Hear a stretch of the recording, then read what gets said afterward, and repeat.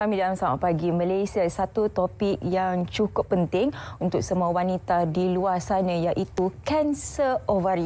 Iaitu satu kanser yang dikatakan sebagai pembunuh senyap wanita kerana jika kita lihat majoriti kesnya yang dilaporkan ke pihak hospital sudah pun sehingga sampai tahap ketiga dan juga tahap keempat. Begitu seriusnya sebenarnya kanser ovari ini kerana ia agak sukar dikesan pada peringkat awal. Jadi untuk kita memahami lebih lanjut apakah itu sebenarnya kanser ovari dan bagaimana sebenarnya ia terjadi, kita nak terus saja bersama dengan tetamu kita di studio, seorang pakar pembidanan dan sakit puan Hospital Pakar KPJ Rawang, Dr. Suryati Akmal Maharia. Assalamualaikum, Doktor. Waalaikumsalam warahmatullahi wabarakatuh. Baik, Doktor, seperti mana saya maklumkan sebentar tadi, ini merupakan satu kanser, orang kata mimpi ngeri untuk setiap wanita kerana apabila sahaja ke hospital mungkin sudah sampai ke tahap ketiga, keempat. Tapi untuk kita memberikan pemahaman kepada wanita di luar sana, apakah itu sebenarnya ovari, fungsinya bagaimana, anatominya dan bagaimana sebenarnya kanser itu boleh terjadi, Doktor? Okey. Sebelum itu mungkin saya terangkan dengan lebih lanjut sikit apa yang Syafiqah dah sebut tadi. Ya. Agak kerap juga kanser ovari menyerang wanita. Antara merupakan kanser yang keempat. Yang pertama adalah masih kanser payudara, yang kedua adalah kanser usus, yang ketiga adalah kanser pangkal rahim atau cervix, okey. Yang keempat adalah kanser ovari. Tapi walaupun yang keempat, tetapi impak dia agak besar sebab seperti mana yang Syafiqah sebut tadi, dia late presentation, maksudnya macam silent killer. Kita susah nak kesan peringkat awal. Jadi sebab tu public kita semua kena mesti aware, okey, simptom-simptom dia. Ya. Jadi ovari itu sendiri bagaimana? Fungsinya apa, Doktor? Okey, kalau kita sebut secara am, okey, female reproductive organ, organ reproduktif wanita terdiri daripada rahim, okey, fallopian tube di kiri dan kanan dan juga ovari di kiri dan kanan. Okay. Dan rahim sendiri di bahagian bawah, bahagian paling bawah kita panggil pangkal rahim ataupun cervix, okey. Okey. Dan apakah fungsi ovari ni sebenarnya? Ovari ni dia sejak kita dilahirkan, okey, daripada kandungan ibu kita terdapat beratus-ratus ribu telur yang berfungsi untuk membesar, matang dan berfungsi berupaya untuk disenyawakan. Dan kitaran ni berlaku setiap bulan. Itu setiap bulan kitaran haid wanita itu yang berlaku di ovari. Sekumpulan telur akan berkembang, membesar sehingga matang dan mampu berlaku ovulasi dan mampu disenyawakan. Okey. Itu dalam masa yang sama, apa yang berlaku dekat di rahim adalah preparation untuk mendapat menstrual, darah haid keluar. So dia berlaku serentak. Dan selain daripada mengeluarkan telur untuk persenyawaan, ovari juga mengeluarkan hormon. Ini sangat-sangat penting. Dia mengeluarkan hormon untuk kita kata hormon wanita. Okey, untuk melancarkan fungsi badan kita dan appearance kita sebagai seorang wanita. Itu fungsi dia sampai menopause. Sampai menopause. Menopause bermakna ovari tidak lagi mengeluarkan hormon tersebut.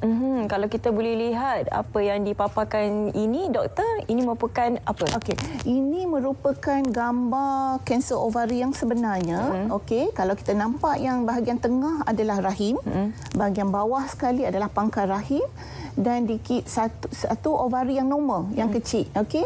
Dan yang sebelah lagi tu yang itu di mana telah menjadi kanser. Salah satu ovari sudah menjadi kanser dan pesakit ni telah membuat rawatan pembedahan, okey, dengan membuang itu memang standard lah.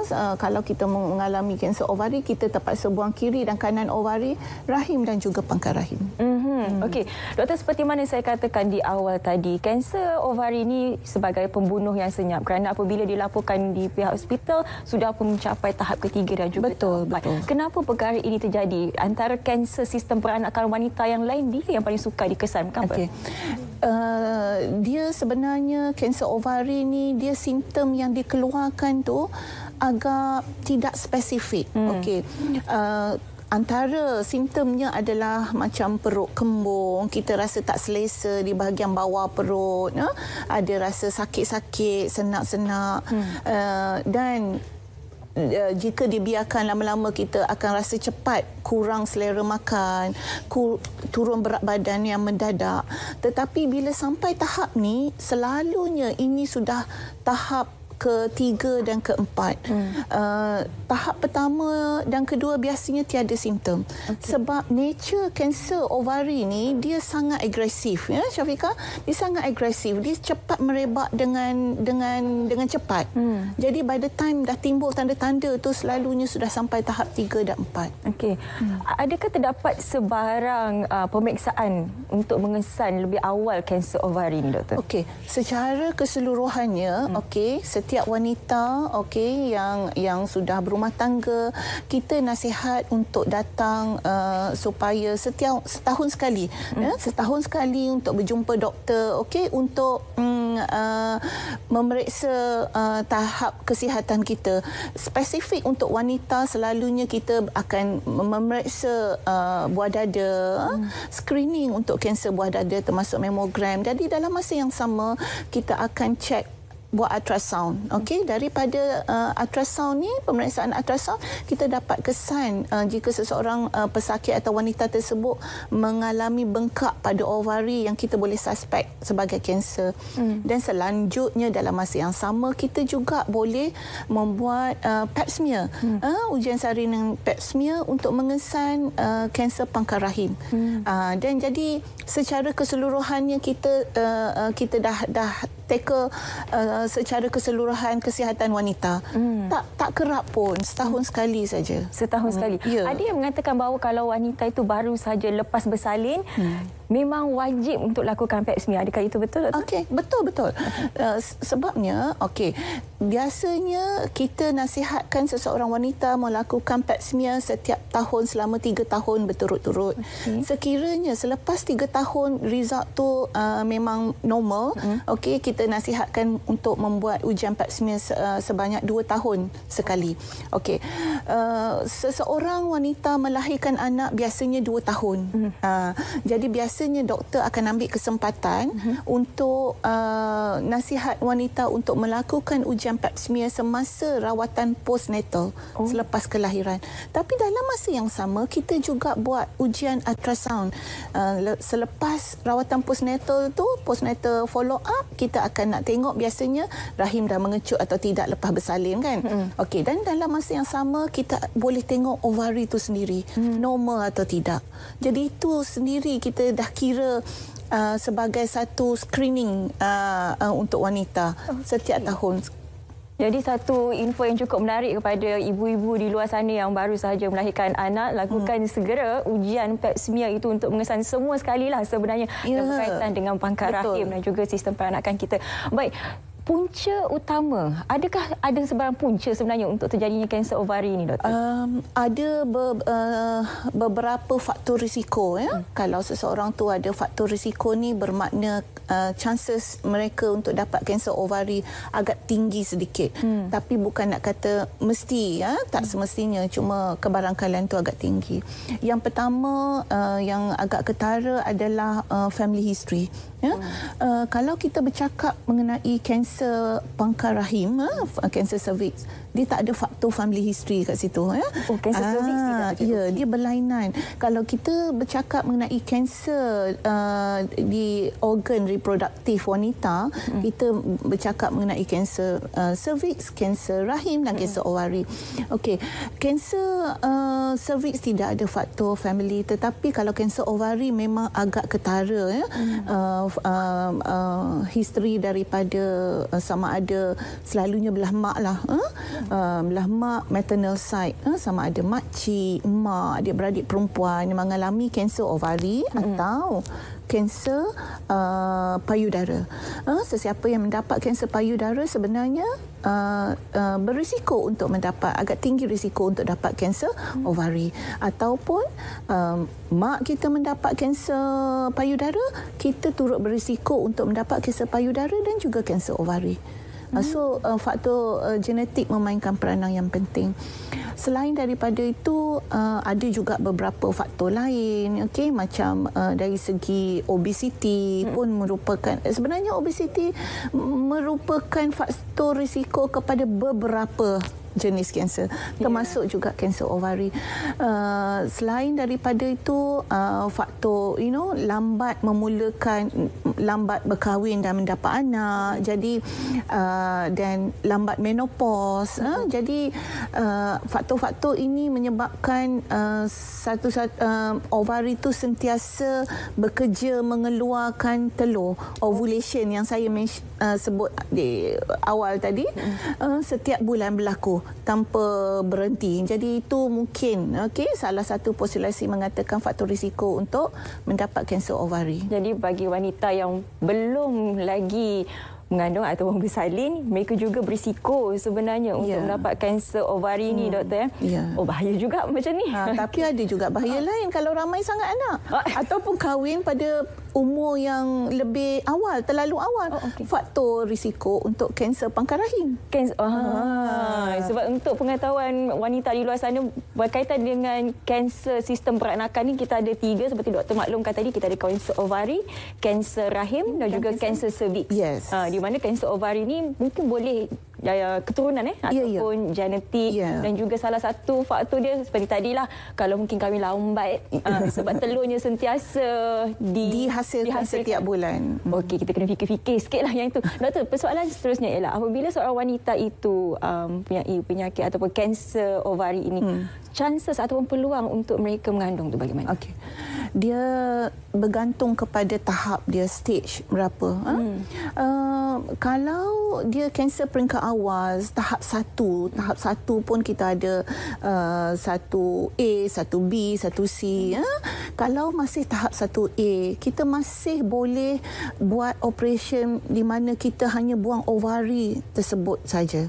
Okey, jadi ovari sebelah lagi kita masih boleh selamatkan dan rahim kita tidak dibuang. Okey, terutama kalau berlaku kepada wanita yang masih muda. So masih ada peluang untuk hamil, untuk mengandung. Tetapi kalau kanser tu agak merebak, merebak kepada kanser ovari yang sebelah lagi, atau ke organ-organ sekitarnya, dan kita nak kena tahu yang kanser ovari selalu kita dapat diagnose at late stage. Jadi kalau dalam keadaan ini kita tidak ada pilihan lain melainkan kita buang rahim dan juga ovari yang sebelah lagi, sebab inilah antara organ yang paling cepat kanser itu merebak.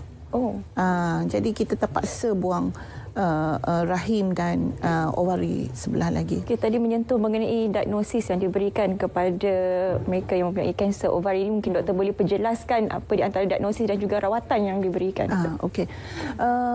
Pertama, kalau seseorang wanita tu mengalami simptom tak selesa dekat bahagian bawah perut, rasa bengkak, datang cepat. Saya ramai jumpa pesakit yang malu, segan, sedangkan mereka dah ada simptom ni sudah 4 bulan, 5 bulan.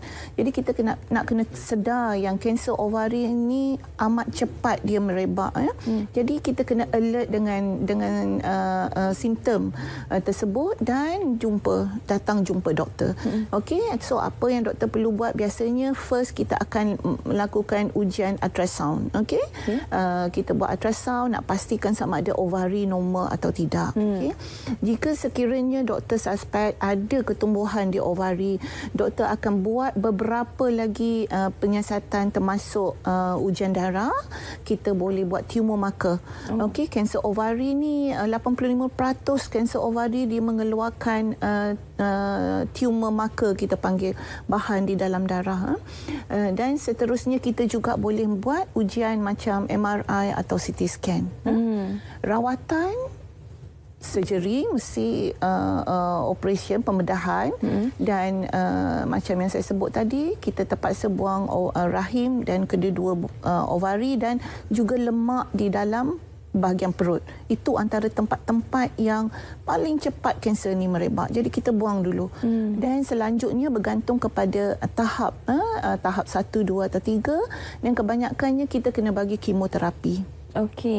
Kemoterapi. Selepas menerima rawatan untuk kanser ovari ini, adakah seorang wanita itu boleh pulih dan juga kembali kepada keadaan yang normal, doktor? Boleh. Sepatutnya kalau kita dapat kesan di peringkat awal dan melakukan pembedahan dan komplitkan melengkapkan rawatan dengan kemoterapi, sepatutnya kita boleh target supaya kita boleh berfungsi, bekerja seperti orang lain yang sihat. Tapi sebagaimana kanser-kanser yang lain, of course dia kita punya survival rate, chances kita nak hidup selepas tu agak rendah, berkurangan berbanding dengan orang yang tidak ada kanser. Itu mana-mana kanser standard lah. Okey, doktor, saya tertarik dengan kajian. Walaupun kajian ini telah pun lama dilakukan, iaitu mengatakan bahawa bedak talkum juga boleh mengakibatkan kanser ovari. Adakah kajian itu masih boleh diguna pakai sehingga kini, doktor? Ini kan Syafiqah, sebenarnya studi ini, kenyataan ni sejak saya daripada medical student, which is 30 years ago dah ada. Tapi kita masih tak tahu macam mana pemakaian penggunaan bedak talkum di kawasan private part wanita itu menyebabkan risikonya tinggi. Tapi untuk mendapat kanser ovari, tetapi dari segi statistik memang nampak tinggi. Tapi the explanation, penjelasan tu kita masih belum tahu. Penjelasan di sebaliknya kita masih belum tahu. Sebab kita lihat ada jugalah wanita, dia jadi habit, doktor, memang suka letak sejak baby lagi. Sejak baby, betul. Suka letak bedak talkum, kan, di bahagian seluar dalam kita, kan. Jadi mungkin itu juga ya kepada wanita di luar sana. Yalah, walaupun seperti mana doktor katakan tadi, kita pun tak tahulah betul, tapi adalah nampak statistik dia. Ada. Kalau tak perlu sangat, tak banyak sangat benefit, mungkin tak perlu dipraktiskan. Jaga bersih-bersih je lah, ya, doktor. Betul. Okey, bercakap mengenai gejala tadi, sebab saya rasa kita perlu beritahu juga di luar sana, kerana pemeriksaan awal itu mungkin tidak ada, tetapi apa lagi di antara simptom yang mungkin kita boleh hadapi sekiranya berlaku kanser ovari ini, dan juga mungkin kita nak kena differentiate dengan kanser-kanser yang lain. Okey, selalunya kalau saya sentuh sikit mengenai kanser rahim, kanser rahim selalu kita dapat detect early stage. Kenapa? Sebab selalunya simptomnya adalah kitaran haid yang tak teratur, banyak, datang lebih daripada sekali sebulan. Jadi wanita kalau kita mengalami kelainan dari segi kitaran haid, selalunya dia akan rasa risau, dan dia akan datang jumpa doktor. Okey, tapi itu masalah mengenai kanser ovari. Simptom dia agak kurang spesifik, perut kembung, sakit, dan kadang-kadang ada juga pendarahan period yang tak teratur. Jadi selalunya pendarahan yang tak teratur ni agak simptom yang berupaya untuk membawa pesakit cepat berjumpa doktor. Jadi kena alert dengan simptom-simptom yang macam ni lah. Doktor, ada persoalan mengenai adakah seks rambang juga boleh menyebabkan kanser ovari, doktor? Itu yang kita selalu tertukar antara kanser, 3 jenis kanser di organ reproduktif ya. Seks rambang ni sangat-sangat banyak berkaitan dengan kanser pangkal rahim. Pangkal rahim. Kita punya sexual habit, early marriage, multiple sexual partner, ini yang faktor risiko kepada kanser pangkal rahim. Tetapi kanser pangkal rahim yang bagusnya dia ada satu very effective screening method, which is pap smear. Sangat simple. Malangnya kanser ovari kita tak ada satu screening method yang betul-betul efektif. Benda ni saya belajar daripada medical student sampai 30 years later masih sama. We don't have a very good screening method untuk kanser ovari. So kita terpaksa rely on yearly check up dan kita sentiasa kena alert dengan simptom yang saya sebut tadi lah. Mungkin adakah sebenarnya cara-cara untuk kita mengelakkan lah untuk mendapatkan kanser ovari ini, ataupun apa di antara habit kita yang boleh mengundang kanser ovari ini, doktor? Untuk menjawab soalan Syafiqah tu, saya rasa kita kena pasti apa faktor risiko. Faktor risiko dia macam saya kata tadi, obesity. So elakkan daripada masalah obesity. Genetic factor very important dalam kanser ovari, but kita tak boleh change kita punya genetik kan. Tak ada benda banyak yang kita boleh buat. Okey, dan yang lain, kalau kita memulakan kita punya ialah kahwin dan dapat anak umur yang lanjut ni, kita awalkan sikit. Kalau dah sampai jodoh tu tak payah tunggu lagi, tak payah tangguh-tangguh lah. Aduh, doktor. Okey, itu memang pesanan khidmat masyarakat daripada doktor ya. Kena awal-awalkanlah untuk mengelak kanser ovari ni, sebab kita risau penghasilan telur itu tadi. Mungkin ada sebarang program di Malaysia ini untuk menyokong wanita yang menghidapi kanser ovari ataupun memberikan pemahaman mengenai kanser ovari ni, doktor? Sebenarnya bulan Mac tahun ini merupakan kita Persatuan Gynae Oncology Society Malaysia melancarkan bulan kempen kanser ovari. Okey.